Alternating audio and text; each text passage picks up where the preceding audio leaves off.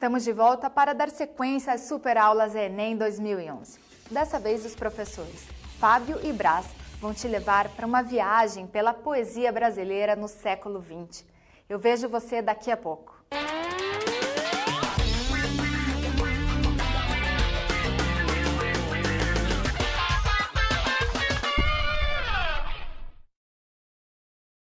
Oi, gente.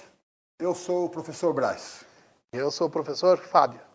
Estamos aqui para apresentar para vocês uma viagem pela literatura brasileira do século XX, principalmente a poesia do século XX. Veremos uma visão geral da poesia e depois mais detalhes sobre os autores e as principais obras, que são assunto constante nas provas por aí. E antes de começarmos com essa viagem pela poesia brasileira do século XX, vamos aos rudimentos da matéria. Alguns conceitos, algumas noções básicas sobre a poesia. Bem, tradicionalmente, então, a poesia se enquadra no gênero lírico. Se você ouve um poema assim, por exemplo, eu faço versos como quem chora, de desalento, de desencanto. Fecha o meu livro se por agora não tens motivo nenhum de pranto. Você nota que é uma poesia porque há um predomínio da subjetividade, né? Fala dele, há a presença de um eu lírico, alguém que está se expressando dentro do poema, e porque é expresso em versos, métrica, rima, etc. E quanto ao plano formal, o plano da expressão, podemos assim dizer, nós vamos perceber duas grandes tendências marcantes na poesia brasileira ao longo do século XX. Vamos acompanhar essas duas grandes tendências aí na tela. A tradição. Então, veja, na poesia tradicional, há um emprego de técnicas convencionais de versificação. Por exemplo, a métrica é regular. Há uma contagem de sílabas rítmicas, métricas, a gente chama. Um verso alexandrino, por exemplo, é de 12 sílabas. Os decassílabos, 10 sílabas. Agora, é preciso prestar atenção porque, às vezes, a métrica não coincide com o número de sílabas gramaticais. Veja, por exemplo, o hino nacional brasileiro. Ouviram do Ipiranga as margens plácidas. 14 sílabas gramaticais.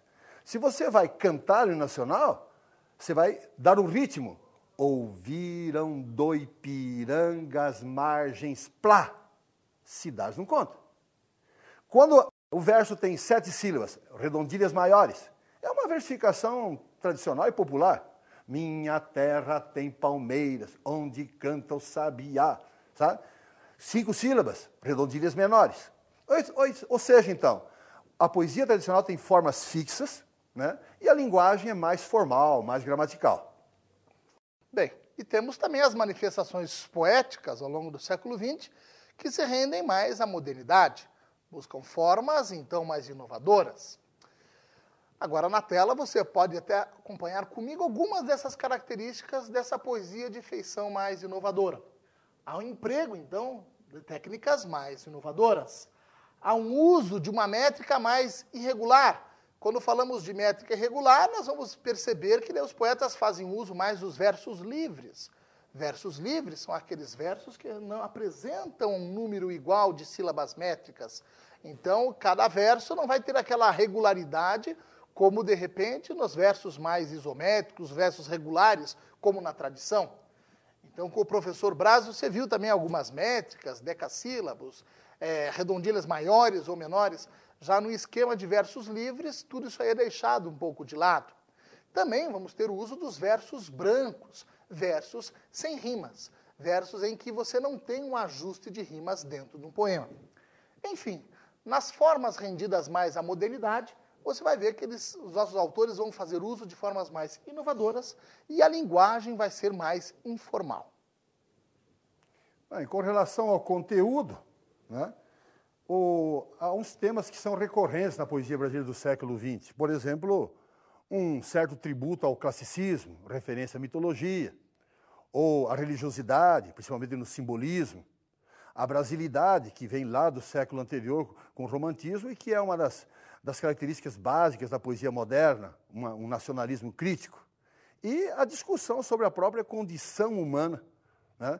A situação do homem na vida e no mundo de hoje. Interessante também que, como um outro tema que pode se adicionar aos temas já citados pelo Brás, é que a própria poesia, gente, foi também